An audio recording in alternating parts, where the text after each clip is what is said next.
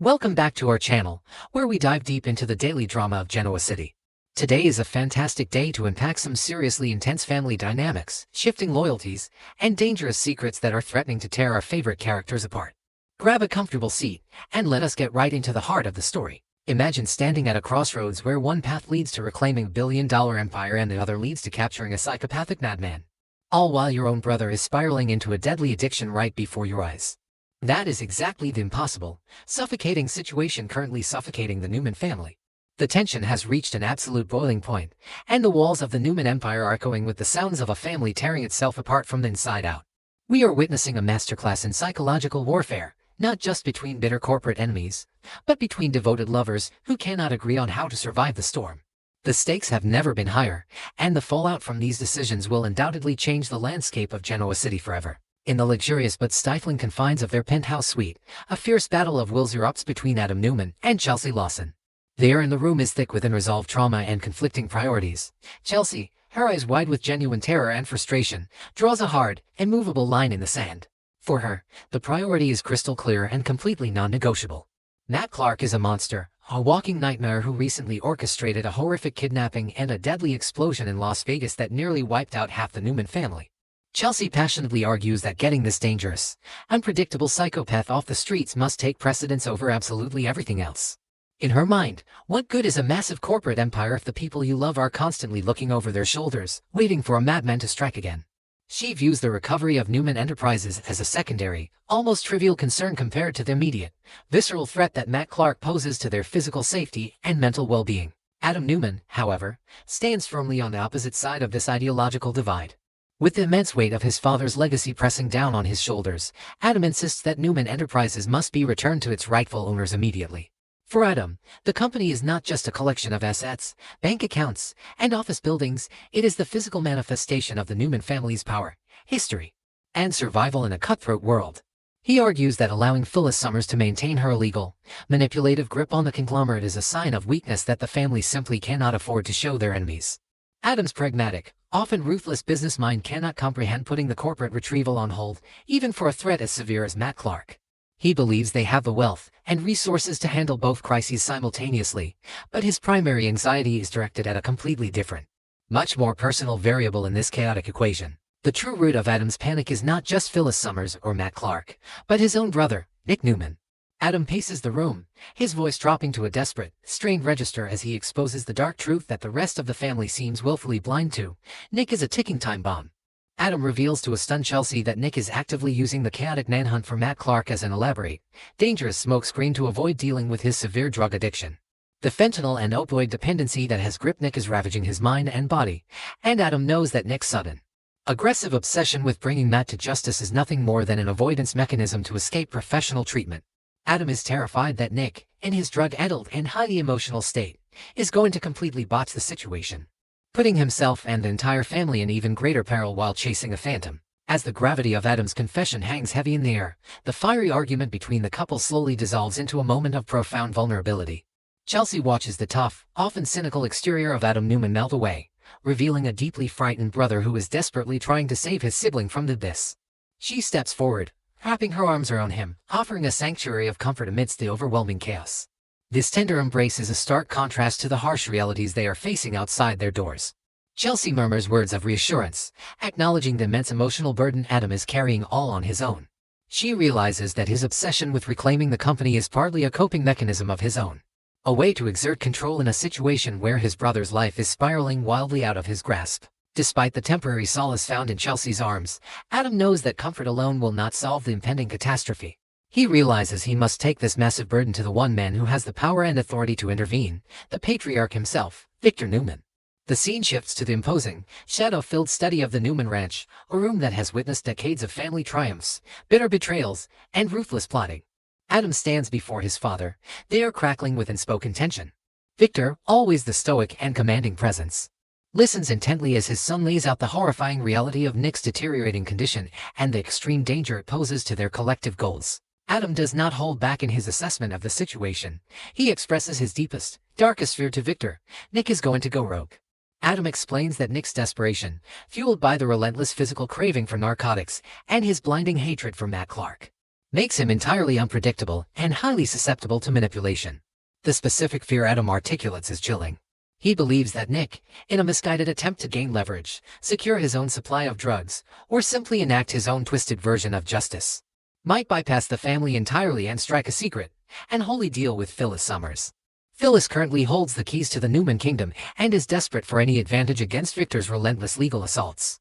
If Nick, impaired by drugs and vengeance, aligns with Phyllis to use Matt Clark as a bargaining chip, it would completely obliterate Victor's meticulously crafted master plan to reclaim the company and destroy his enemies. Looking closely at these characters, it is impossible not to feel a profound sense of awe at Adam Newman's evolution over the years. For the longest time, Adam was the black sheep, the ultimate antagonist within his own family, constantly plotting their downfall and reveling in their misery. Yet here we are, witnessing a man who is tearing himself apart with worry for the brother who has so often despised and rejected him. My honest commentary on Adam is that he is currently the most grounded, realistic, and surprisingly empathetic member of the Newman family. He sees the chessboard clearly. He recognizes the fatal flaw in Nick's current trajectory and is willing to risk his brother's absolute wrath by exposing his addiction to Victor. Adam's actions are driven by genuine, unadulterated love, even if they are wrapped in his usual abrasive and intense delivery. He is no longer the villain of this story. He is the desperate savior trying to catch a falling star. Then we have Chelsea Lawson, a woman whose journey from a manipulative con artist to a fiercely protective matriarch is nothing short of spectacular. My personal take on Chelsea in this scenario is that she represents the absolute moral center of the room. She is entirely correct in her assessment that human life and safety must always eclipse corporate greed and legacy building. Her frustration with Adam's focus on Newman Enterprises is incredibly relatable and deeply human. She survived the unspeakable horrors of Las Vegas. She knows exactly what the psychopathic Matt Clark is capable of. And she refuses to let her family be treated as collateral damage in a petty boardroom war. Yet, her ability to pivot from righteous anger to deep, empathetic comfort when she realizes Adam's true fear shows the immense emotional maturity she has achieved. She is the anchor Adam desperately needs in this terrifying storm. As for Nick Newman, my heart absolutely breaks for him, but my frustration with his choices is equally palpable. Nick has always been positioned as the golden boy, the moral compass of the Newman family who stood in stark contrast to Victor and Adam's dark, Machiavellian machinations. To see him reduced to a manipulative addict, using a very real and deadly threat like Matt Clark as a convenient excuse to avoid going to rehab, is a tragic and painful fall from grace. Honestly, Nick is acting incredibly selfishly right now. His refusal to seek professional help and his stubborn insistence on playing the lone hero while high on opioids is a recipe for absolute disaster. He is not just endangering his own life, he is putting a massive target on the backs of everyone he loves. His descent into the shadows is a painful reminder that addiction does not care about your pedigree, your bank account, or your past heroics. To fully grasp the magnitude of Adam's panic regarding Phyllis Summers, we have to look back at the historical context of Newman Enterprises and the bad blood between these titans. This company is the very lifeblood of Victor Newman. It is an empire built on decades of ruthless acquisitions, broken promises, and sheer, unyielding willpower.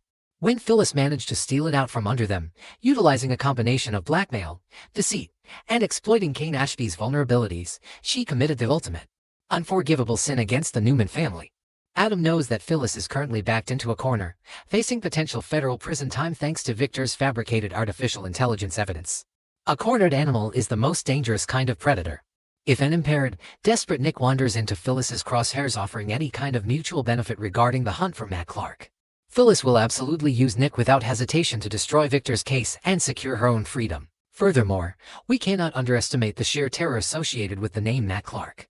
This is a man whose history with the Newman family is written in blood, tears, and severe psychological torture.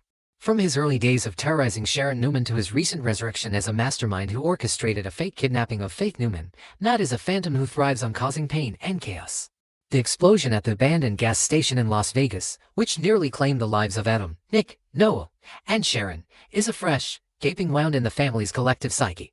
Chelsea's demand that they focus entirely on hunting Matt down is born from a very real, very justified trauma.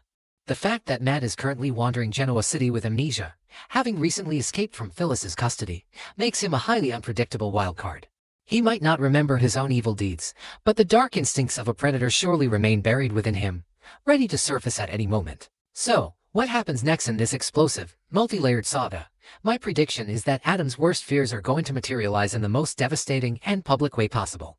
Nick, driven by the agonizing physical demands of his opioid addiction and his misguided, drug-fueled quest for vengeance, will inevitably cross paths with a desperate, cornered Phyllis Summers. I foresee a chaotic, highly destructive alliance forming between the two of them, built entirely on mutual desperation and manipulation rather than any genuine trust. Nick will likely offer Phyllis protection or exclusive leverage concerning the amnesiac Matt Clark in exchange for the narcotics he so desperately craves, or the untraceable funds to acquire them. This rogue, highly illegal move will force Victor Newman to take unprecedented, perhaps unforgivable action to save his empire and his son. Victor will likely bypass the authorities entirely, utilizing his private security forces to physically apprehend his own son, locking Nick away in a forced, agonizing rehabilitation bunker, shattering the delicate family dynamic forever and setting off a war that will consume Genoa City. The stage is perfectly set for a collision course that will leave no member of the Newman family unscarred, as the horrors of addiction, ruthless corporate warfare, and the desperate hunt for a psychopath converge into a single, catastrophic event. The emotional stakes have never been higher, and the loyalty of every single character is about to be tested in the unforgiving fires of betrayal. What do you think Nick will do next when he comes face to face with Phyllis, and can Adam manage to save his brother before the drugs and the violence claim his life for good? Drop your thoughts, theories, and predictions in the comments section below. And do not forget to share this deep dive with your fellow Genoa City fanatics so we can keep this amazing conversation going.